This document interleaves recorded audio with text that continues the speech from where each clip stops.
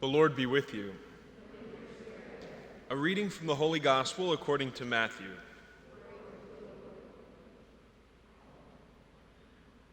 Jesus said, "Woe to you, scribes and Pharisees, you hypocrites! You are like whitewashed tombs, which appear beautiful on the outside, but inside are full of dead men's bones and every kind of filth.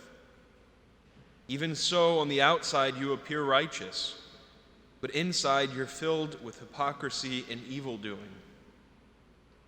Woe to you, scribes and Pharisees, you hypocrites! You build the tombs of prophets and adorn the memorials of the righteous. And you say, if we had lived in the days of our ancestors, we would not have joined them in shedding the prophets' blood. Thus you bear witness against yourselves that you are children of those who murdered the prophets. Now fill up what your ancestors measured out." The Gospel of the Lord.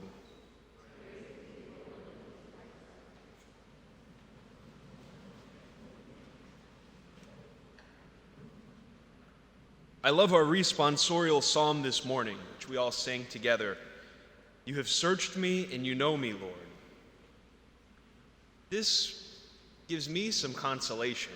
It makes me happy to know that the Lord knows me, that He searched me, that He knows me because He made me.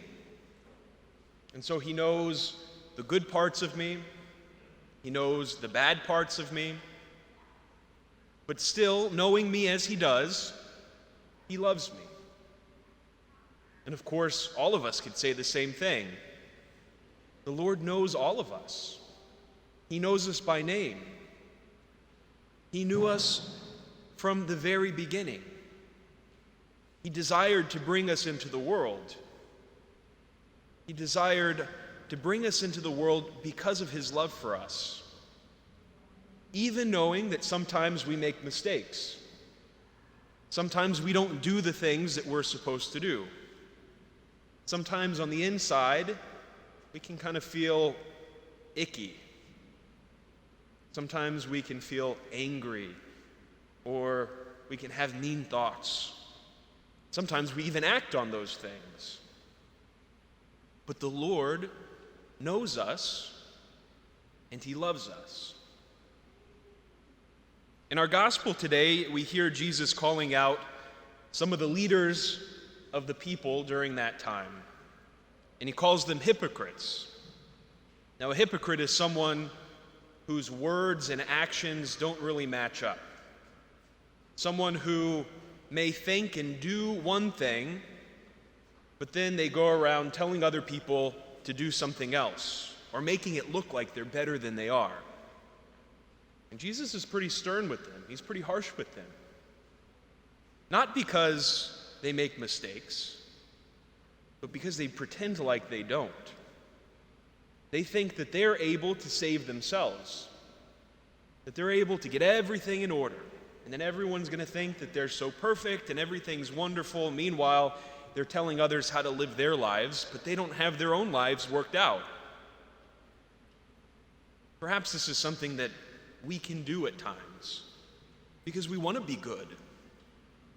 We want to do the right things, but we know deep down inside that sometimes we don't.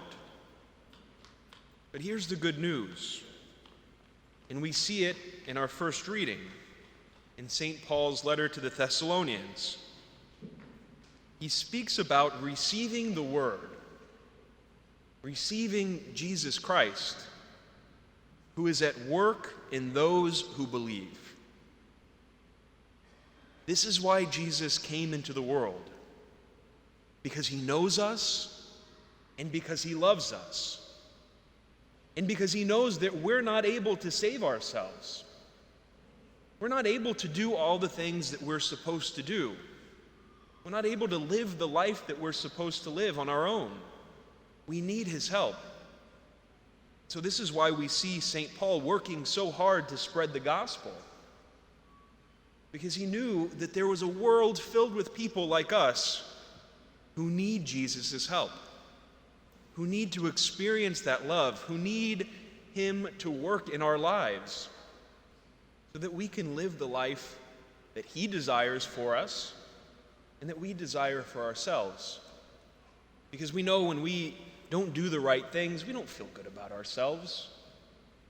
When we fall short, when we sin, when we're mean to one of our siblings, when we disobey our parents, it doesn't make us happy. And Jesus wants us to be happy. So he came into the world so that he could work in our lives, so that he could help us, he could lift us up, so that he could bring us to glory, which is just a fancy way of saying he wants us to be special. He wants to make us special. Not because on our own we're so great, because as we said before, we know that on our own, sometimes we're not so great. But because if we open our hearts to receive him, we have a relationship with him. If we speak to him and pray to him and ask him for his help, we know that he wants to work in our lives, to help us to do things that on our own would be impossible, to follow him, to grow in our relationship with him. And that helps us to live. It helps us to live the life that we're all called to live, a life of holiness, a life of virtue, a life that is completely marked, defined by Jesus and the work that he wants to do in our lives. And so we know that our weakness, our sin, doesn't have the final word. We don't have to try to cover it up like the Pharisees and the scribes, because we know that Jesus wants to work there.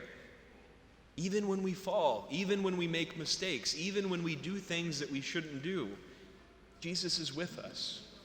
And he wants to work in our lives. He wants to forgive us, and he wants to help us because he loves us that much.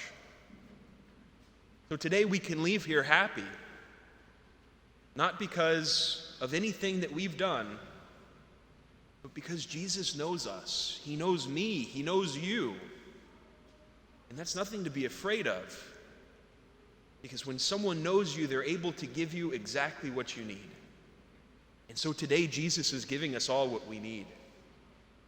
He's giving us all his love. He's working in love to help us. He's laboring to love us. He's working like St. Paul worked to spread the gospel. Jesus is working right now in your hearts to show you his love, to help you, so that you can live the life that he desires for you. And the life that you desire for yourself, which is a life of happiness, to be happy, to be joyful, to experience peace and fulfillment. Thank the good Lord that he knows us as intimately and as deeply as he does. Because it's because of that he can meet us where we are in our lives, give us exactly what we need.